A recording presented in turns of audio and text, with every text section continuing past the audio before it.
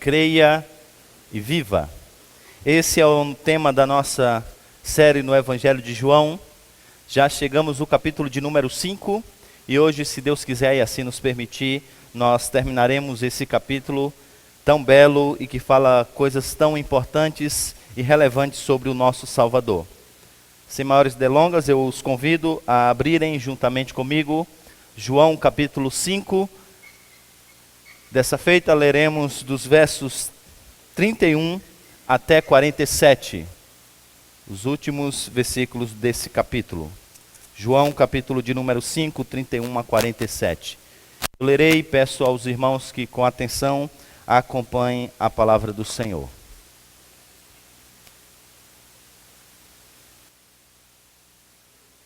Se testifico acerca de mim mesmo, o meu testemunho não é válido ou verdadeiro.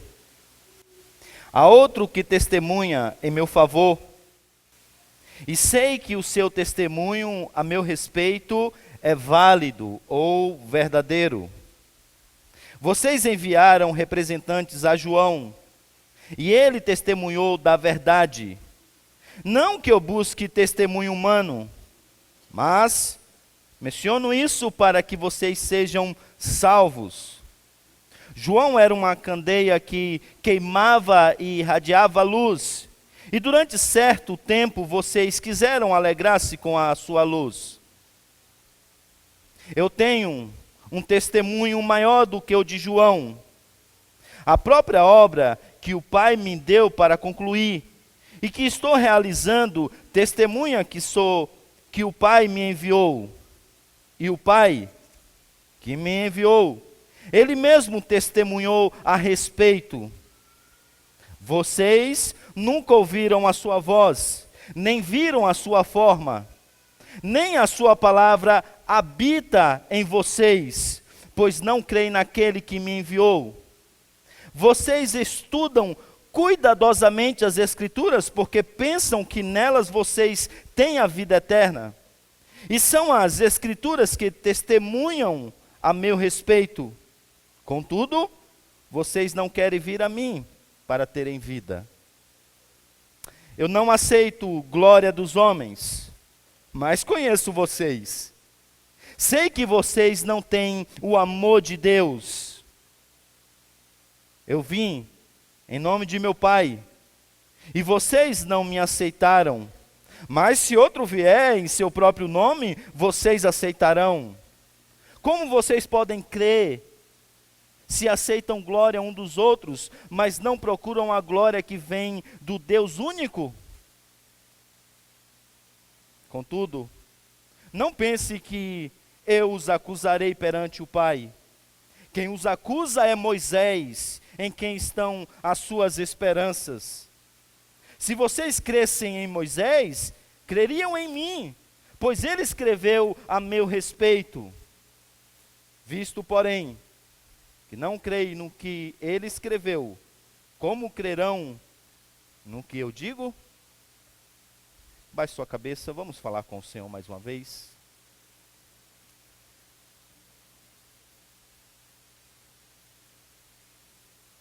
Senhor Deus,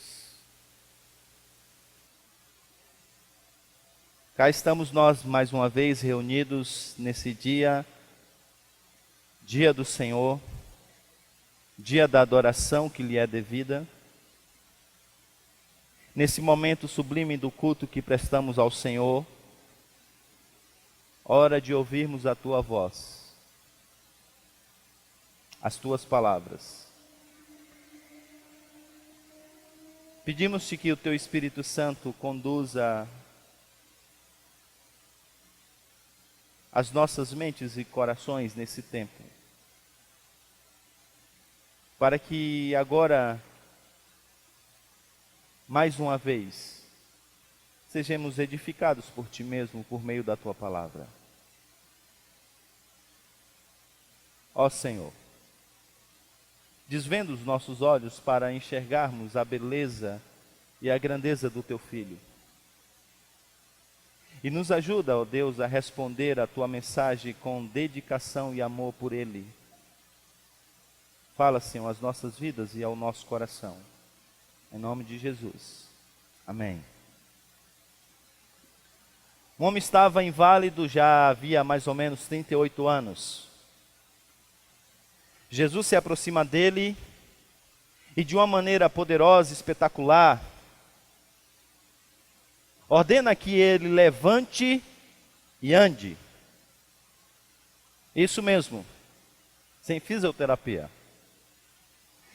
Ele obedece à ordem de Jesus. Ele levanta, toma a sua maca e começa a andar. As pessoas que foram informadas dessa notícia, sobretudo a liderança judaica, ficou extremamente incomodada pelo fato de Jesus ter dado essa ordem em um sábado. Eles procuram um homem, e esse homem, depois de ter um encontro com Jesus, diz quem o curou. E agora, eles procuram mais Jesus. Eles querem saber por que ele fez isso no sábado. Jesus, então, defende-se, mostrando que o sábado foi feito para o homem, mas ele é diferente. Ele é o próprio Deus e, por essa razão, o Senhor do sábado. Na semana passada, então, vimos parte do seu discurso, onde ele diz que ele, de fato, é Deus. A partir daqui, então, começa uma perseguição que terá o seu fim na cruz, na prisão, na morte de Jesus. A acusação que ele receberá em João, capítulo de número 19, versículo de número 7, é que em conformidade com a lei, ele deve morrer porque a si mesmo se fez filho de Deus. E de fato Jesus diz ser o filho de Deus. Mas se ele diz ser o filho de Deus, então como que nós podemos crer no seu nome? Como nós podemos perceber se essa informação é verdadeira ou não? É claro que diante do fato de ter o Filho de Deus entre nós, já é um absurdo pensar e questionar esse fato. Mas esses são os efeitos e a cegueira da queda. Mesmo diante da verdade, nós não conseguimos perceber a verdade. Porque a incredulidade é uma marca da queda. No entanto, se Jesus apresentasse algumas evidências, talvez trouxesse algumas testemunhas, eles creriam? É sobre isso que o texto dirá nessa manhã. E a resposta de Jesus agora passa por 3 partes. A primeira delas, Jesus apresenta algumas testemunhas sobre as que testificam da sua divindade. Na verdade, uma única testemunha que apresenta outras 4 testemunhas. Na sequência, Jesus então demonstra quais são as razões porque as pessoas não creem na sua divindade. E finalmente, ele traz algumas advertências para aqueles que não creem na sua divindade. Então, nessa manhã veremos 3 coisas: as testemunhas da divindade de Cristo, as razões pelas quais as pessoas não creem na divindade de Cristo, e finalmente, as advertências para aqueles que não creem na divindade de Cristo. Vamos então à primeira questão: as testemunhas da divindade de Cristo. Se você observou bem, você deve ter percebido que Jesus fala, e o original permite perceber isso de maneira ainda mais clara, como se ele estivesse em um tribunal. O chamar testemunhas em um tribunal era crucial porque o processo legal daquela época baseava-se no interrogatório não do acusado, mas no exame das testemunhas. As testemunhas eram importantes em um processo judaico. E essas testemunhas apresentadas, elas precisavam ter um caráter para que o seu testemunho pudesse ter algum tipo de peso. O mais importante não era o que as pessoas diziam, mas quem dizia. E aí então Jesus, sabendo disso, ele apresenta aqui algumas testemunhas. E ele faz isso porque ele conhece muito bem a lei. E a lei dizia que ninguém pode dar testemunho de si mesmo. Embora isso pudesse ser inevitável em alguns momentos. Mas se Jesus não pode dar testemunho de si mesmo, quem poderia? Se você perceber bem, você verá que, basicamente, 3 pessoas sabem que Jesus Cristo é Deus. A primeira pessoa, ele mesmo. Ele tem a consciência de que ele é o Filho de Deus. Mas o seu testemunho não é válido, porque ele não pode testificar, como nós lemos, sobre si mesmo. Mas ele também tem o Espírito Santo. O Espírito Santo testemunha da verdade. E o Espírito Santo aparecerá mais à frente nesse evangelho, dando esse testemunho. Mas até o momento ele não foi dado. No entanto, você tem uma outra testemunha. E essa é conhecida pelos judeus. Eles sabem do caráter dessa testemunha. É o Pai. Então, sabendo disso, ele apresenta agora o Pai como sendo a sua grande testemunha. Agora, se o testemunho do Pai é importante, e se ele, nessa argumentação de Jesus, é a única testemunha válida, como que nós vamos ter acesso ao seu testemunho? Então Jesus diz que isso é possível a partir de 4 maneiras, ou 4 manifestações, expressões do testemunho do Pai. Primeiro, João Batista. Segundo, as obras que o próprio Pai faz por meio do Filho. Terceiro, as próprias palavras do Pai por meio do Filho. E finalmente, as Escrituras. Então essas são as testemunhas, vejamos-as de maneira separada.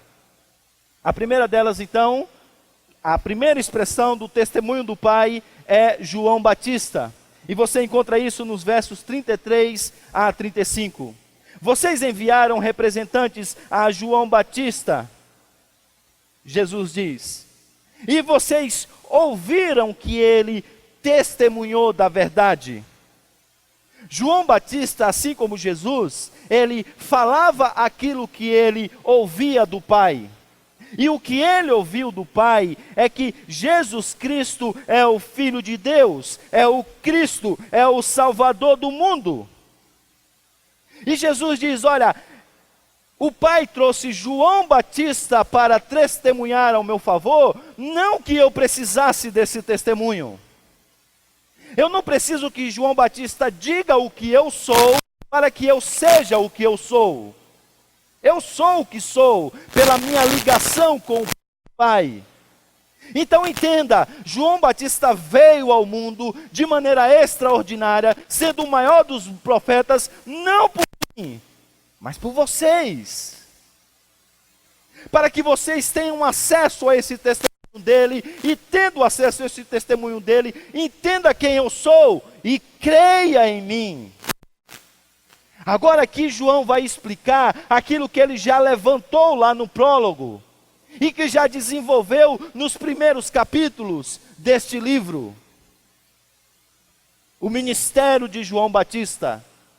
Se você olhar com atenção e se você lembrar, você verá que lá no prólogo, do capítulo de número 6 até 9 do capítulo 1, nos é dito o seguinte: surgiu um homem enviado por Deus, chamado João.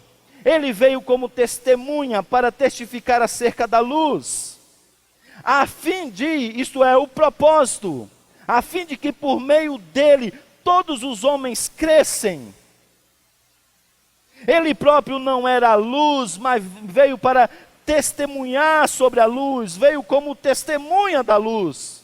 E estava chegando ao mundo a verdadeira luz, a verdade que ilumina todos os homens. O papel de João Batista, então, como o próprio Jesus descreve agora, como sendo uma verdadeira candeia que ilumina o seu rosto, era chamar a atenção para Cristo. Ele é como uma tocha que ilumina o rosto de Cristo, e como se ele dissesse através do seu testemunho: olhe para ele, ele é o Cristo, ele é o Filho de Deus.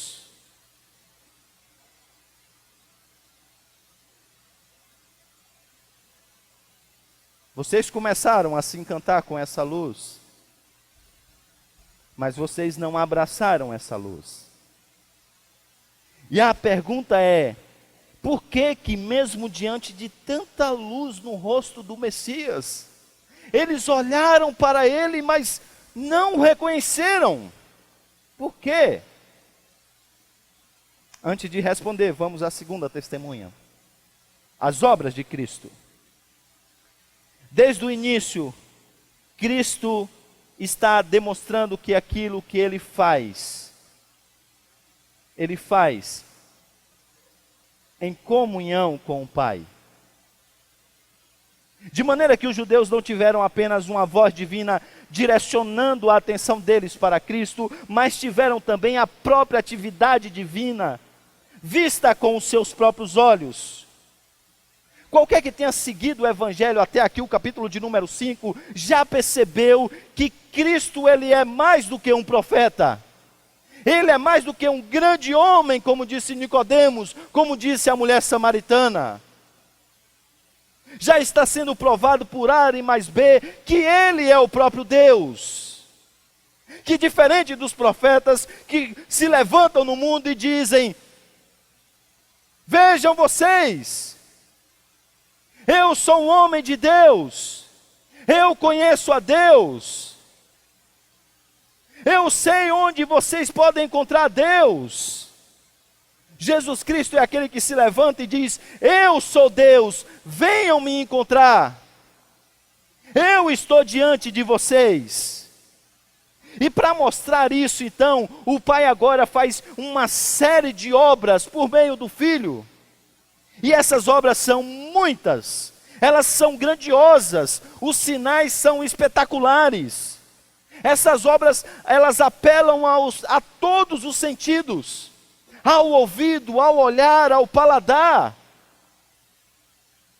E elas são feitas à luz do dia.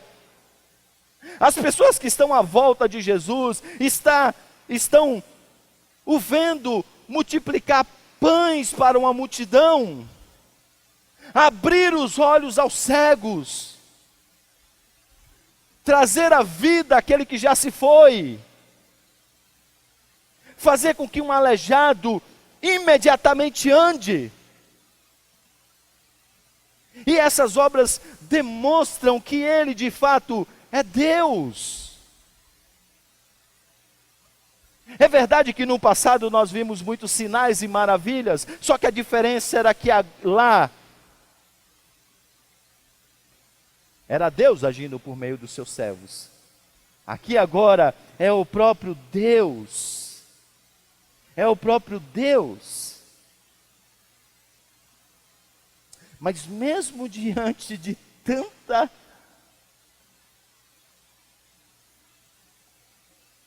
obra extraordinária, eles ainda não estão acreditando.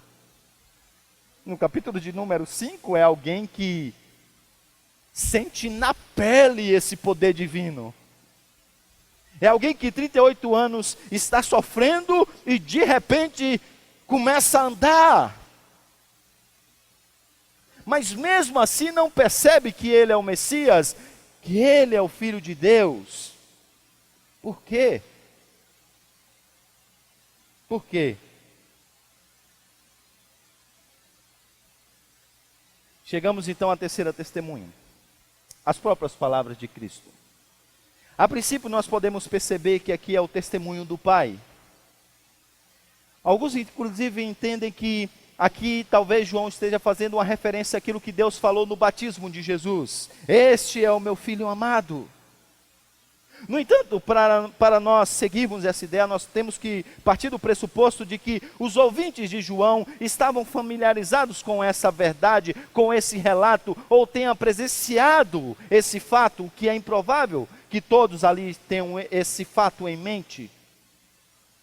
E sobretudo, pelo que diz o versículo 38, é mais provável que João esteja fazendo uma referência pela maneira como agora Deus fala por meio do Filho, o que está de acordo com outros textos do Evangelho de João.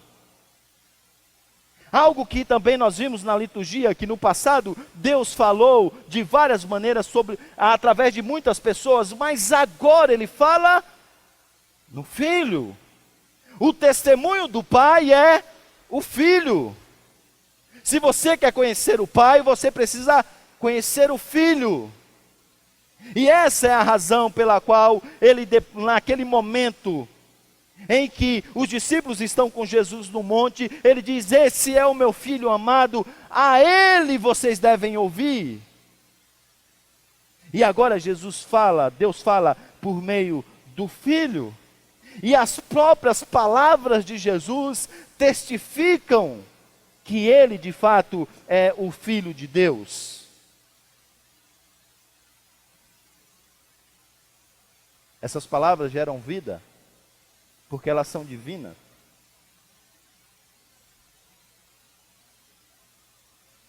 São palavras divinas, vêm de Deus,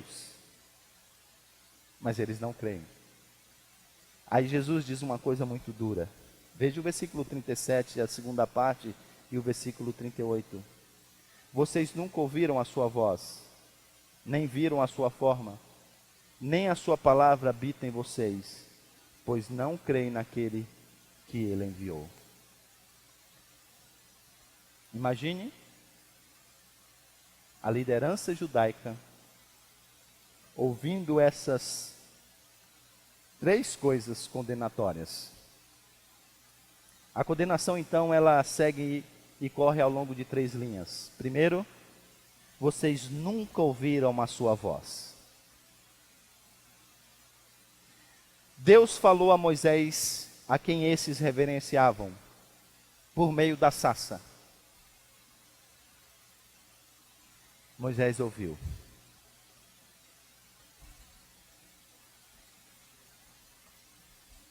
Agora Deus está falando por meio do seu Filho, mas eles não ouvem a voz do seu Filho. Aqui Jesus já está antecipando aquilo que ele vai condenar mais à frente no Evangelho de João. Porque os líderes judeus, eles diziam o seguinte: nós somos discípulos de Moisés. Agora, este aí, nós não sabemos quem é, nem de onde vem. E tanto aqui como lá, Jesus vai dizer que, na verdade, eles não são discípulos de Moisés. Porque se eles fossem discípulos de Moisés, eles ouviriam a Cristo. Porque no passado o Senhor falou que levantaria um profeta, e esse profeta seria maior do que Moisés. E aqui está o grande profeta, mas eles não ouvem a esse profeta. Se eles fossem discípulos de Moisés, eles agora ouviriam a Jesus. E se eles fossem discípulos de Moisés, eles também creriam em Jesus como Moisés creu. Porque a esperança de Moisés era exatamente nesse profeta que viria. E agora esse profeta, ele não é mais uma esperança, ele é uma grande realidade. mas eles não creem. Por isso, eles não são discípulos de Moisés. Nós somos o verdadeiro Israel de Deus, eles diziam. E Jesus diz: vocês também não são verdadeiros israelitas.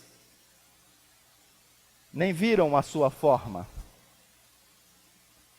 Jacó, Israel, viu a forma de Deus naquela luta épica. Uma vez que Jesus Cristo é a própria manifestação de Deus,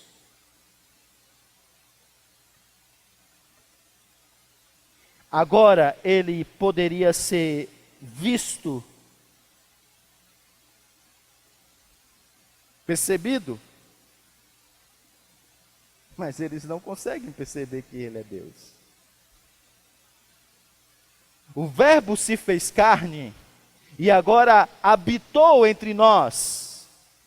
Ele é o Emanuel, o Deus conosco. Mas Jesus diz: mas vocês não percebem isso. E essa é a razão pela qual, ou a continuação da ideia, nem a sua palavra, isto é, a palavra de Deus, habita em vocês.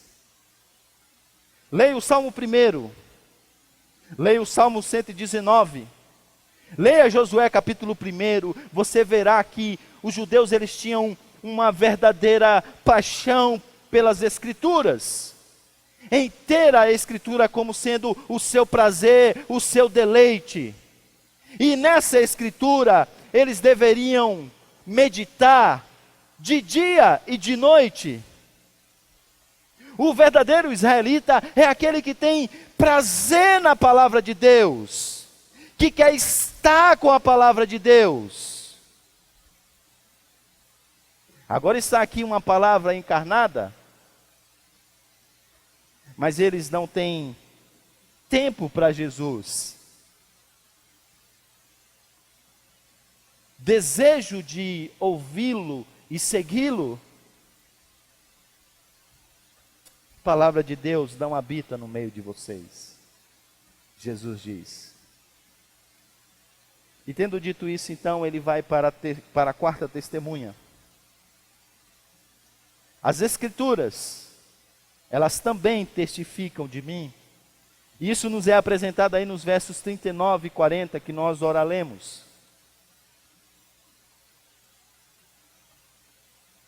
E aqui nós precisamos entender agora, então, qual é o fracasso trágico desses líderes. Porque Jesus chega a perceber que eles não são negligentes em relação à magnífica tarefa de estudar as Escrituras. Jesus até os elogia sobre isso. Ele diz: vocês estudam cuidadosamente as Escrituras. A palavra cuidadosamente é um termo técnico usado para se referir ao estudo e à exposição do Antigo Testamento. Por isso Jesus olha para eles e talvez com muita tristeza diz: vocês têm passado a vida toda examinando as Escrituras sem perceber o ponto principal.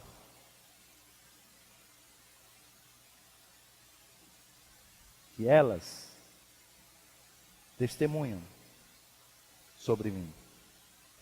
Elas testificam de mim. O que Jesus está dizendo é que a palavra é escrita com o propósito de apontar para a sua pessoa e a sua obra. E esse é o ponto que precisava ser percebido. Eles precisavam olhar para a descrição do tabernáculo e conectar essa descrição com aquele que viria para ser o lugar de habitação do próprio Deus. Eles precisavam estudar aquelas festas e perceber que tudo aquilo se cumpriria no próprio Cristo. Eles deveriam olhar para os grandes homens do passado como Abraão, Moisés, Isaac, Jacó, Davi, e perceber que todos esses apontavam para o grande Messias que viria.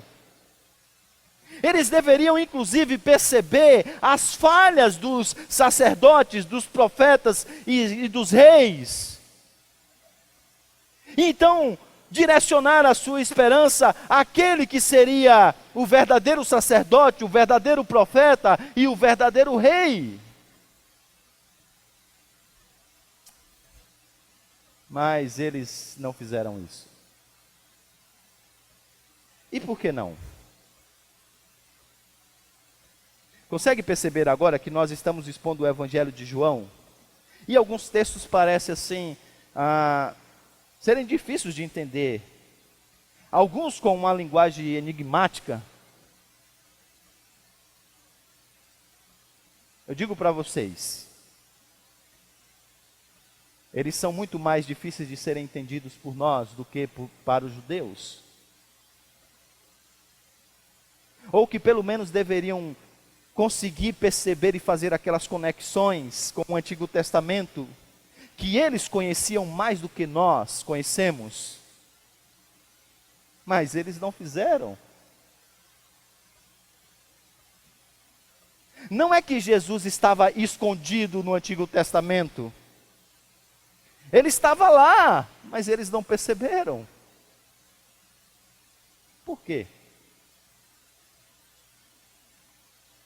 Por quê? A resposta a essa questão é apresentada por Jesus nos versos 41 até 44. Aqui estão as razões para a incredulidade na divindade de Cristo. Eu não aceito glória dos homens, disse Jesus, mas eu conheço vocês. E aqui quando Jesus diz eu conheço vocês, tenha em mente já o que aconteceu com Natanael, tenha em mente o que aconteceu com Nicodemos, tenha em mente com o que aconteceu com a mulher samaritana. Ele conhece de maneira profunda, ele sabe as intenções e as motivações do coração. E eu conheço vocês, ele diz, sei que vocês não têm o amor de Deus. Nós já sabemos que o contrário de amar a Deus sobre todas as coisas e ao próximo como a nós mesmos é exatamente o amor próprio. E essa é a razão. O amor próprio aqui é apresentado agora. E ele diz, eu vim em nome do meu Pai, e vocês não me aceitaram. Mas se outro vier em seu próprio nome, vocês aceitarão. E por quê? A resposta vem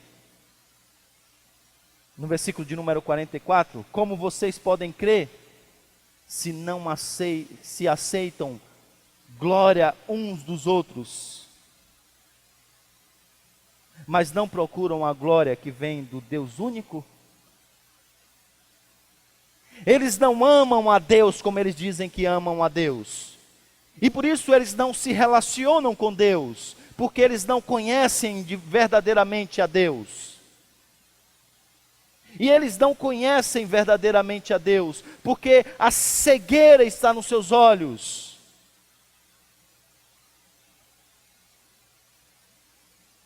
E a evidência disso é o seu amor próprio.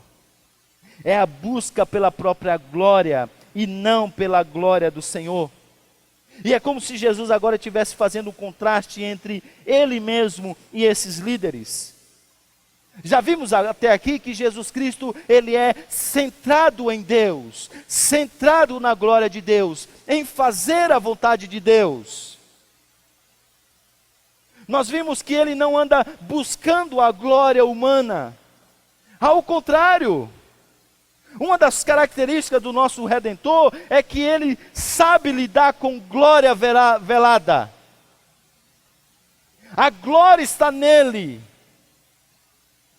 Mas o tempo todo, Ele está fugindo para que ela não apareça antes do verdadeiro momento que ela deve aparecer. Mas não são assim esses homens. Eles querem andar pelas ruas e serem reconhecidos como homens de Deus. Eles propõem um jejum e eles querem que todos saibam que isso está acontecendo. Eles querem que todos saibam das ofertas que eles dão. Porque eles querem a glória que vem dos homens. E essa glória só é possível se houver autojustiça. Se a autojustiça for a grande marca da espiritualidade dessa comunidade. Nós só receberemos glória se depender do nosso próprio braço. E se tudo que vier a acontecer seja fruto da nossa própria autojustiça. Mas o Evangelho é exatamente contrário a isso.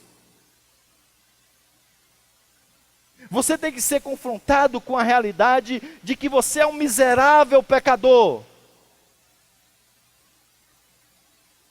Essa é a razão, como vimos, pela qual Nicodemos não consegue entender porque era necessário nascer de novo. Se não havia a necessidade de arrependimento, ainda mais de novo nascimento. Voltar a estaca zero não faz sentido.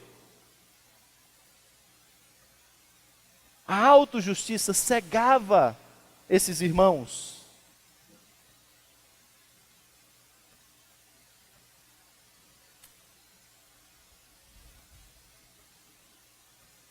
Quer dizer, nada de irmãos, né? Não é muito diferente de nós, e você sabe disso. Como ainda nós somos cheios de autojustiça. Como nós temos dificuldade de nos humilharmos diante do Senhor e termos a graça como nosso porto seguro. Como a gente quer fazer as coisas.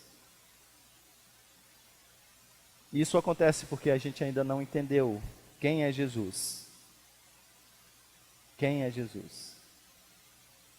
E é por isso que eles não querem aceitar a Jesus. Eles aceitariam se outro viesse oferecendo aquilo que eles querem. Eles aceitariam se aparecesse um Messias que fosse domesticável, que fizesse aquilo que eles queriam que fosse feito. E isso aqui que Jesus está dizendo se cumpriu na história ao longo dos anos. Não que Jesus tenha um personagem em mente enquanto ele diz isso, mas no ano 132 depois de Cristo, houve um fato que ilustra essa história. Levantou-se um homem chamado Simão, dizia ser o Messias da linhagem de Davi, e liderou o povo em uma revolta contra Roma. E esse Messias foi apoiado pela liderança judaica. Por quê? Ele propôs um reino desse mundo. Um reino que traz glória nesse mundo.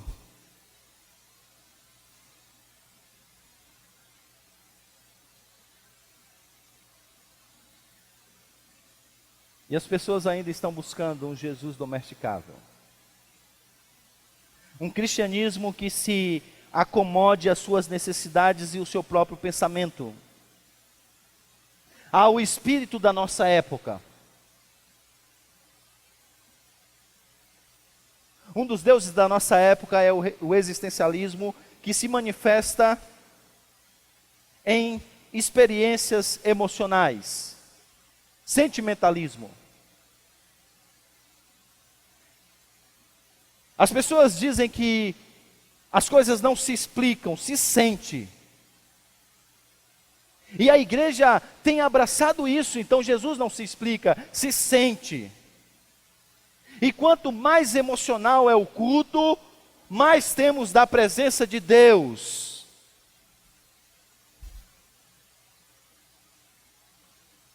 Há um desejo enorme pelo sobrenatural. Espiritualidade é a palavra do momento. Conectar-se com aquilo que é divino, metafísico. Então vamos encher o culto dessas experiências, porque é exatamente isso que as pessoas buscam. Mas C.S. Lewis, lá no seu livro, As Crônicas de Nárnia, ele foi muito feliz em mostrar um Jesus Cristo que não é domesticável. Ao mesmo tempo que Aslan é cheio de compaixão, cheio de amor, cheio de ternura, não há coleira no seu pescoço. Ele não fica enjaulado. Ele não é domado como um leão de circo, que seguindo a ordem de quem o domina, dá show para a plateia. Não, não.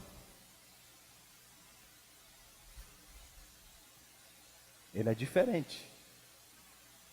Porque ele de fato não é domesticável. E Jesus disse: é por isso que mesmo diante de fortes testemunhas, vocês não acreditam que eu sou Deus. Percebe? As testemunhas são fortes.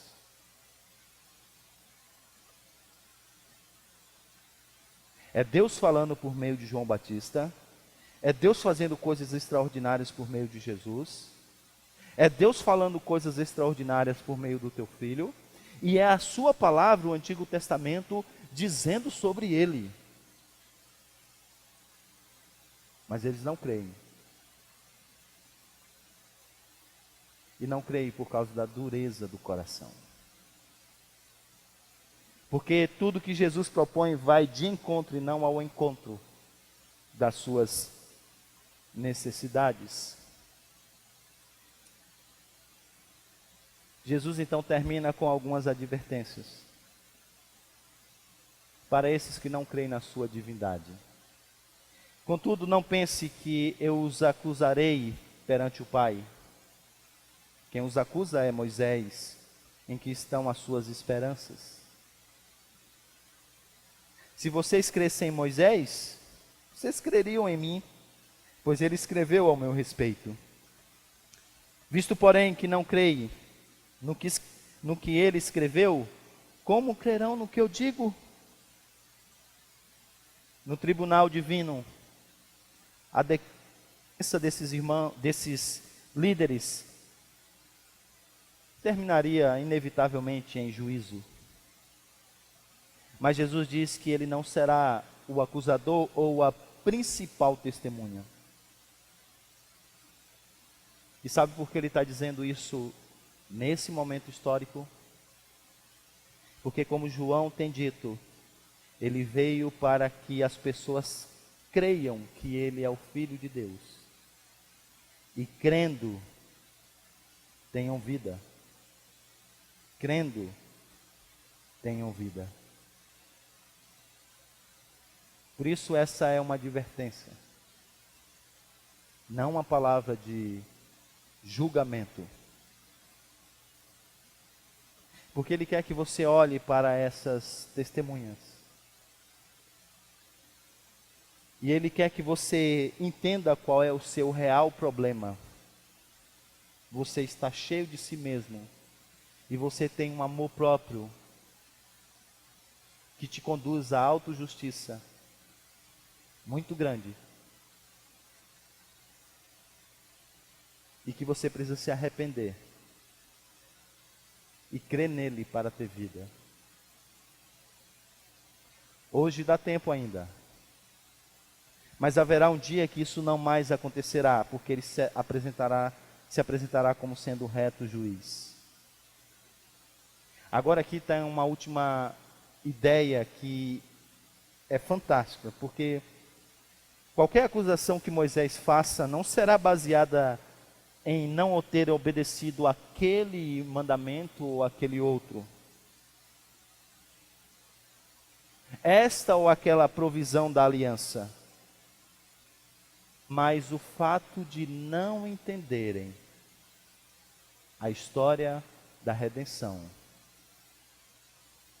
que tem o seu ponto alto na pessoa de Cristo. Em outras palavras, é não conhecer quem é Jesus. E eu termino com uma única ideia.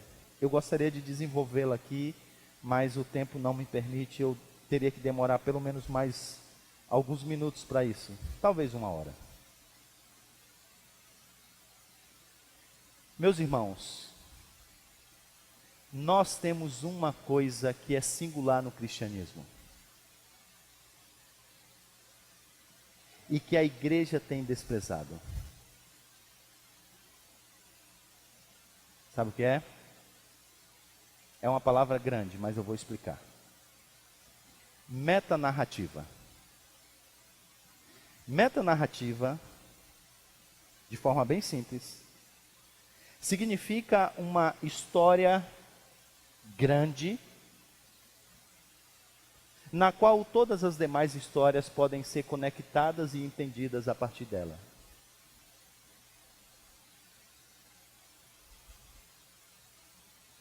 O mundo está perdido e sem entender a vida, exatamente por falta de uma metanarrativa. As coisas estão espalhadas mundo afora. Alguns que se levantam e propõem o entendimento de como nós viemos parar nesse mundo, criação. Mas que não conecta essa ideia a por que as coisas estão como estão, queda. E nem o que nós devemos fazer para termos verdadeira vida. Alguns propõem redenção para esse mundo, mas fazem isso a parte da ideia de como as coisas chegaram a esse ponto. E não apresentam uma esperança para o futuro. Mas algumas se preocupam em apresentar uma resposta para as questões depois dessa vida. E há uma série de filosofias que apontam para essa realidade pós esse mundo, mas que no entanto não conecta essas ideias a como nós chegamos até aqui e por que as coisas estão como estão. E a consequência disso é esse mundo perdido e doido que nós vivemos, porque as pessoas não têm respostas para as principais perguntas da vida: quem somos? De onde viemos? Por que estamos aqui? Por que as coisas são como são? Como nós podemos ter uma vida melhor? E depois dessa vida, como será? Essas respostas, elas não estão sendo dadas, porque não há mais uma história que possa abarcar e responder todas essas perguntas. Qual é o único que tem resposta para essas perguntas? O cristianismo.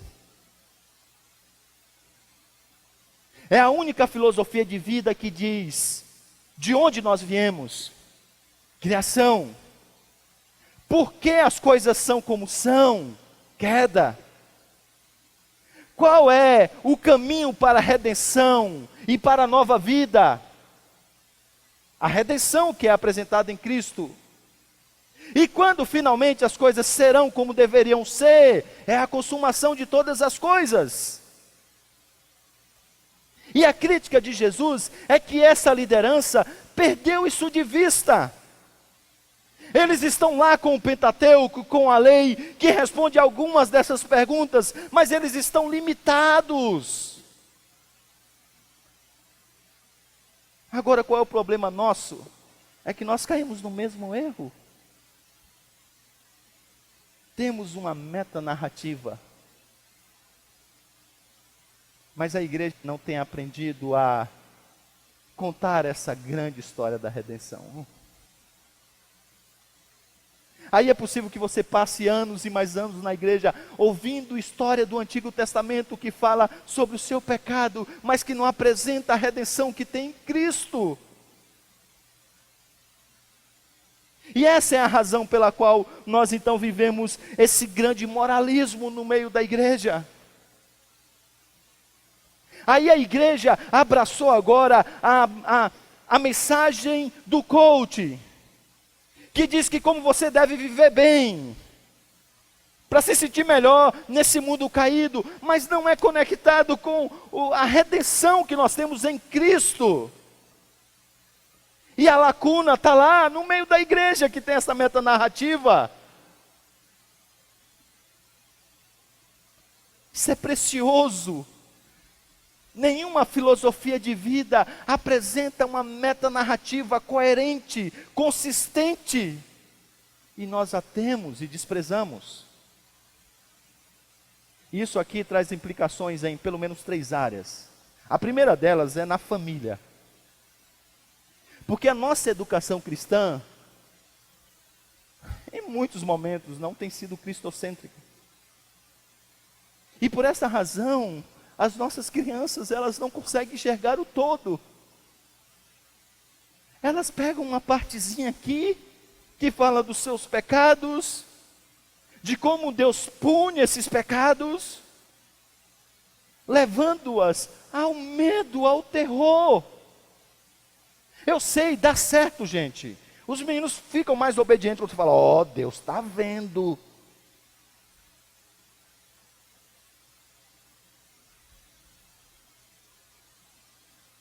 Mas desprovido de graça. Onde as crianças estão temendo a nossa autoridade, a nossa palavra sobre Deus, mas que não desenvolve um temor de Cristo, um amor por Cristo. E a consequência disso é que nós estamos criando fariseus, que diante de nós são obedientes porque temem não ao Senhor, mas temem a nossa disciplina. Porque nós não conseguimos ainda fazê-los enxergar o todo, sobretudo a pessoa de Cristo, como eles devem amar e se dedicar a Ele. Observe que isso tem consequências na igreja, como eu disse. Porque o aconselhamento hoje, ele já não é mais centrado em Cristo. Ele está carregado em muitos lugares, em princípios da psicologia, que não compõe essa metanarrativa, que não tem explicação de tudo, mas as pessoas estão abraçando. A pregação, como eu disse, ela é carregada de elementos do coaching. E para a sociedade? Nós perdemos de vista, gente, a grande resposta que o mundo precisa.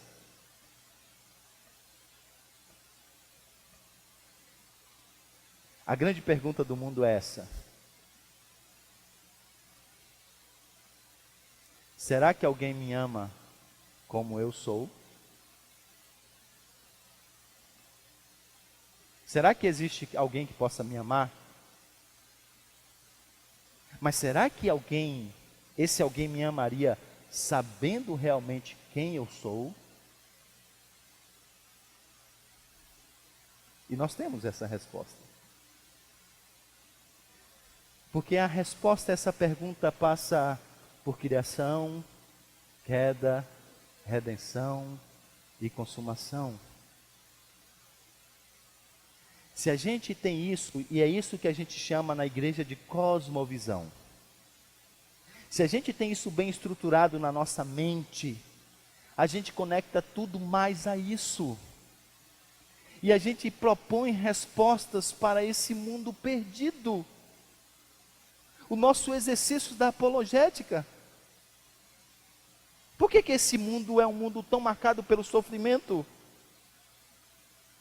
O budismo vai dizer que o sofrimento é uma ilusão. A teologia da prosperidade, da confissão positiva, vai dizer que esse mundo é assim porque há uma guerra entre dois seres, um do bem e um do mal, que estão brigando entre si. E que às vezes esse do mal, ele se apossa do bem, toma posse até mesmo dos crentes, postulando assim um Deus fraco.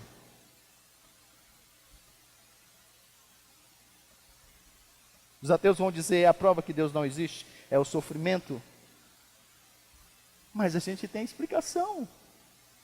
Deus criou o homem bom. A queda fez isso. Mas um dia Jesus Cristo veio para reverter os efeitos da queda. Daí tantos sinais, como nós já dissemos. E um dia ele vai voltar e não vai haver mais sofrimento nem dor. Criação, queda, redenção e consumação.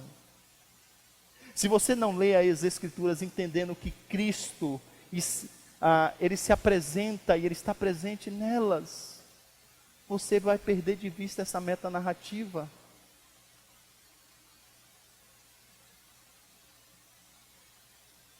Essa é a grande singularidade que nós temos. E Jesus está dizendo, sabe qual é o problema de vocês?